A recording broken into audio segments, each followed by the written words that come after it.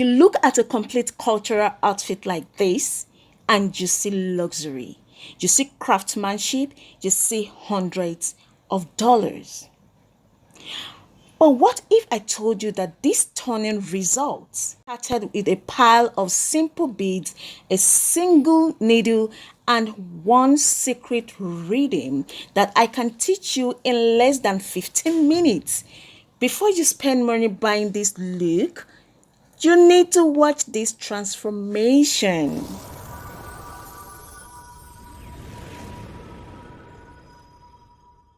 Now that you have seen the final vision, let's bring it to life. First, I'm pulling out a comfortable length of our nylon thread.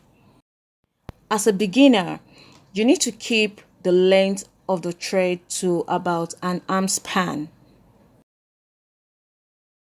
so you feel comfortable while beading. Before we string a single bead, we need to anchor our work. I'm tying a secured driller's knot around the first half of our clasp. Pull it firmly. This is the anchor that holds the entire weight of your collar, so make sure it's locked in tight. So now let's start our foundation chain. For this traditional pattern, our inner collar begins with a clean sequence of light blue seed beads.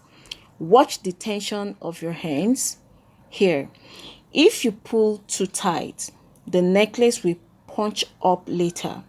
If you leave it too loose, you will see the thread. So the total seed bead we used for the foundation chain is about 105.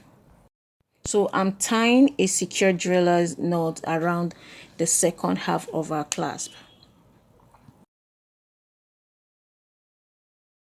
Don't forget to pull it firmly, because this is the anchor that holds the entire weight of your collar, like I said earlier. So the next thing we are going to be doing now is it's building the arc. Like here, I'm going to be explicit with numbers. So for this particular arc, we are going to be picking exactly 10 yellow sea beads. But before then, you would need to count 9 blue beads. You need to count backwards. When you get to the 9th one, you bring out your needle. That is where you are going to start your arc from. So you pick 10 yellow seed bead to form an arc. Can you see? Take your thread around the 10th bead on the foundation chain. Then pass your needle through the last one. If you look closely right here, you might notice your lace pattern starting to twist. Don't panic. That just means your thread tension is a little uneven. Just gently massage the bead downwards with your fingers to smoothen it out. So you continue with the same pattern. Make sure you maintain the number you started with. For this one, we started with 10. The yellow is 10. 10. 10 again. That's 10 against 9. Do you understand? You count 9 on the foundation roll. Then you use the yellow, which is 10 pieces of beads, to form the arc. So you continue this process. You can see. What I love most about Zulu beadwork is that it's just decoration. Like, it's a language, it's historical, different colored combinations and geometric shapes conveyed different meanings, statuses, and messages. Doing this craft make you feel connected to the beautiful centuries old tradition, It's actually fun. If you're wondering about the exact bead sizes of the string I'm using to get this clean drape, remember I have put the direct link to everything in the description box below, so you can get the exact same materials too. So as you can see, it's already coming out beautifully. So this is our very first loop. Also, as you do this, give the thread a gentle tug. You want the arc to sit completely flat against your workspace. So now that our first roll of loop is complete, we are ready to turn the corner and start roll number 2. This is where the magic happens and you will see the beautiful diamond mesh truly begin to form. So for the next roll, we are going to be working with 12 beads. Remember the first roll we worked with 10 yellow beads. So instead of looping back into the foundation chain, our needle is now going to lock directly in the arcs we just made. Watch my hands closely right here. We are going to pick up our bead sequence, and instead of counting space, we are going to pass our needle straight through the center bead of the loop from the previous roll where the middle seed bead is sitting. Take your time with this roll. If your thread gets a little tangled or caught on the bead, just gently slide your needle back to loosen it up. Keep your tension relaxed so the necklace can naturally curve and lay beautifully on the shoulders. While I finish working my way across the second row, let me give you a quick pro tip that will save you a lot of frustration. When you are working with nylon thread, it can sometimes get a little static or try to twist on itself as you pull it through the beads. If you notice your thread twisting, just let your needle hang down completely for a few seconds. It will naturally unwind itself and then you can jump back into your rhythm. Also, if you look closely at how the pattern is expanding, you can start to see the rich contrast of the colors. This is exactly what makes traditional beadwork so special. Every single bead plays a part in a larger geometric story. So we are just about at the end of this row.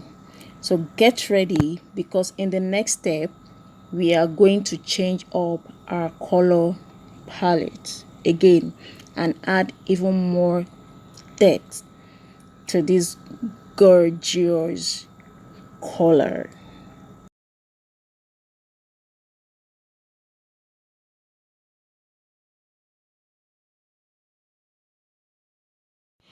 So now we are moving to our next section, and this is where the necklace really starts to gain its dramatic luxury width.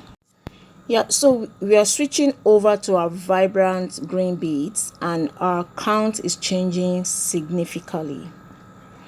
For this row, we are picking up 14 green beads onto our needle. Because this count is much larger, it's going to create a gorgeous sweeping arc that allows the color to spread out beautifully and lay perfectly flat across the chest and shoulders.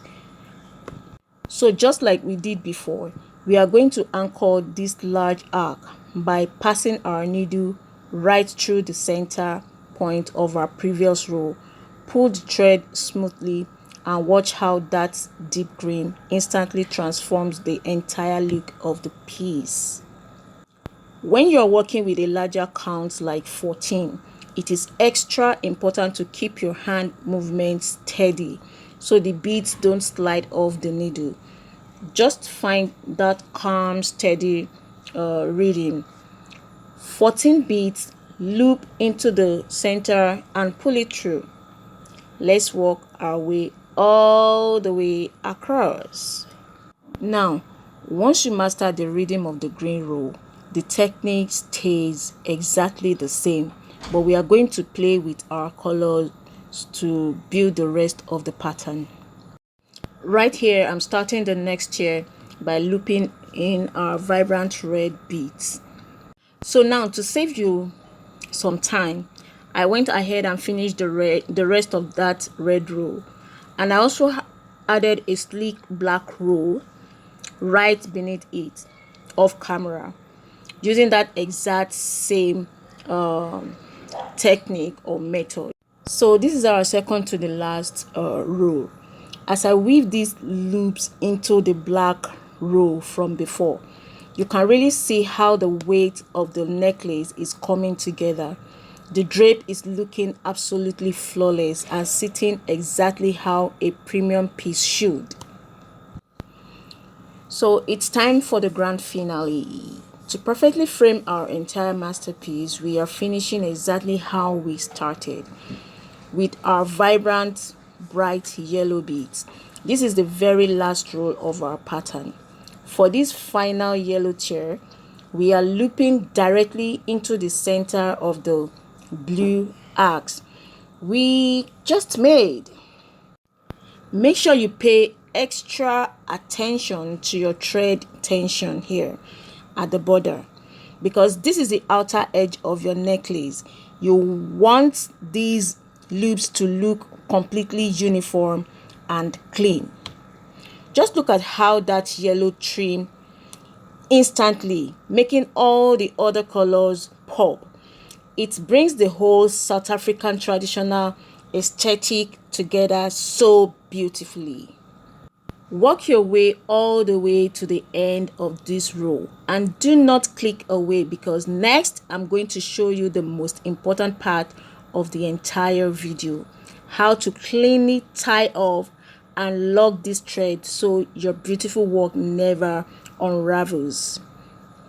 So now that our final yellow roll is complete, we are officially in the home stretch, and we have about 2 minutes left to put the finishing touches on this masterpiece. But here is the most important rule of jewelry making: never just tie a single knot and cut your thread. If you do that, the friction from wearing the necklace will eventually cause it to unravel. Watch how I weave the needle back down into the rows we just finished. I'm following the path of the beads and tying, hidden half hitch knot along the way by hiding the knot inside the seed beads. Your thread becomes completely invisible and the necklace becomes incredibly durable. Once you have woven it through 3 or 4 loops, take your sharp crafting scissors and clip the thread as close to the beads as possible. The structure is officially locked in and it is ready to wear. And just look at the absolute beauty. The transformation is complete. We took a simple pile of loose beads, transformed it into a luxury traditional Zulu collar. The colors give it that authentic, stunning South African look. Before you go, drop a comment below and let me know what color combination you are going to try first. Smash that like button if you enjoyed this tutorial. Subscribe for more DIY luxury jewelries. Bye bye.